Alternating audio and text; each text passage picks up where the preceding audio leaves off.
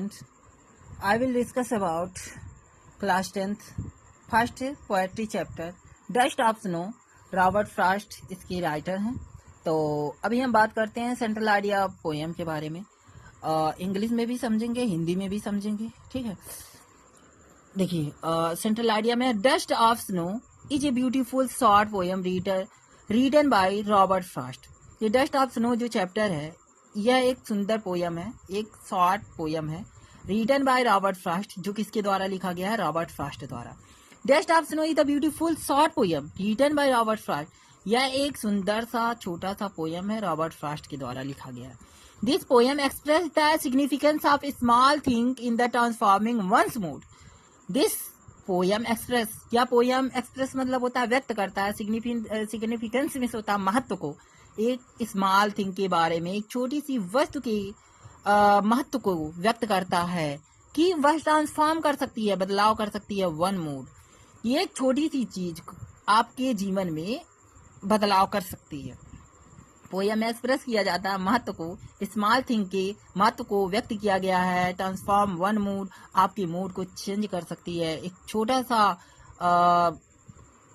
क्या कहते हैं, एक छोटा सा आपके जीवन में जो चीज है वो आपके जीवन को बदल सकता है। वह कोई सा भी मोड हो सकता है, ठीक है। The poem has mentioned a crow and hemlock tree in the poem that are believed to be the symbol of bad omen. The poem has mentioned, यह पोयम मेंशन करता है एक क्रो एंड हेमलॉक ट्री के बारे में। मतलब इस poem में आपको मेंशन किया गया एक कौवे के बारे में और एक हेमलॉक ट्री के बारे में इस पोयम में बताया गया है। That are believed, वह विश्वास करता है to be a symbol of bad omen. उनका मतलब पोएट का यह विश्वास है, एक क्रो और एक हेमलॉक ट्री लेता है, दो बातें लेती है, दो चीजों के बारे में। और इस पोयम में उसको विश्वास है कि यह सिंबल्स है, प्रतीक है बैड ओमेन, यानी खराब कंडीशन का, या हम कह सकते हैं एक इस बात का प्रतीक है, हम ऐसा कह सकते हैं कि किसी बुरे चीज का प्रतीक माना गया है इसको, ठीक है। अपशगुन का प्रतीक ऐसे कह सकते हैं इनको माना गया है, जो ये सिंबल्स ऑफ बैड ओमेन, ये जो हेमलॉक ट्री है और ये क्रो, ठीक है। द पोएट डिस्क्राइब करता है dark, depressive and the bitter side of nature to present is the similar mood, but when the crow shook the hemlock tree and snow particle of the fell on the poet, okay. The poet describe करता, वर्णन किया है, dark मतलब होता है अंधकार के बारे में, डिप्रेटिव मीन्स होता है उदासी के बारे में, एंड बीटर मीन्स होता है कड़वाहट। साइड ऑफ नेचर, जो नेचर है, टू प्रेजेंट मतलब होता है, प्रेजेंट मीन्स होता है व्यक्त करना, ही similar mood.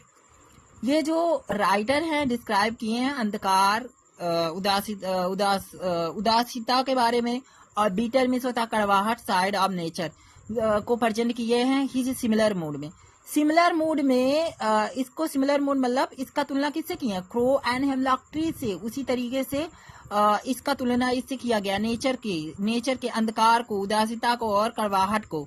But when the crow shook the hemlock tree and snow the particle fail on the poet, लेकिन जब क्रो सोक करता, हिलाता है हेमलॉक ट्री को और snow particle fail on the poet, जब देखिए, but when the crow shook the hemlock tree को हिलाता है कौन?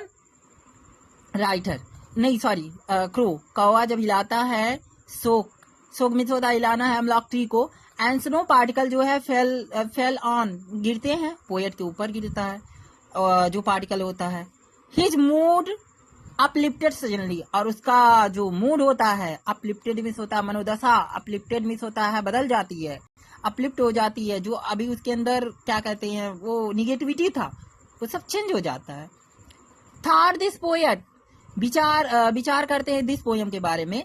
We get a message that, हमको प्राप्त होता है, मैसेज प्राप्त होता है। हम जब पोयम के बारे में विचार करते हैं तो वी गेट ए मैसेज, हमको एक मैसेज प्राप्त होता है, that we should hope for that is the best even the worst of the situations. That we, हमें यह मैसेज प्राप्त होता है कि वी शुड होप, हमें आशा रखनी चाहिए, for the best even in the worst situation, हमें आशा रखनी चाहिए बेस्ट का, हमेशा बेस्ट का आशा रखना चाहिए। वर्स्ट ऑफ सिचुएशंस, बुरे से बुरे कंडीशन में, बेकार से बेकार कंडीशन में हमें हमेशा पॉजिटिव वाले विचारधारा रखनी चाहिए। वी मस्ट ऑल्सो रिमेम्बर, हमें यह याद रखना चाहिए कि nature and it the object, हमें आवश्यक तौर पे यह ध्यान रखना चाहिए कि nature and it's the object have ability, हमें यह आवश्यक तौर पे यह ध्यान रखना याद रखना चाहिए कि नेचर हैड इट्स ऑब्जेक्ट, यह ऐसा ऑब्जेक्ट है, इसके पास ऐसा ऑब्जेक्ट है, हैव द एबिलिटी, ऐसा क्वालिटी है, टू मेक अनहैप्पी, यह आपको हैप्पी बना सकता है। रिमेम्बर द नेचर, नेचर आपको, इसके पास ऐसी क्षमता है जो आपको हैप्पी बना सकता है, make one happy and come out of this hopelessness, और कम आउट ऑफ मिस होता है बाहर निकाल सकता है, द स्टेट होपलेसनेस, आपको बुरे कंडीशन से जो निराशा है उससे बाहर भी निकाल सकता है। तो यह dust of snow Robert Frost द्वारा ये लिखा गया पोयम है, ये है सेंट्रल आइडिया, आपको समझ में आ गया होगा। धन्यवाद।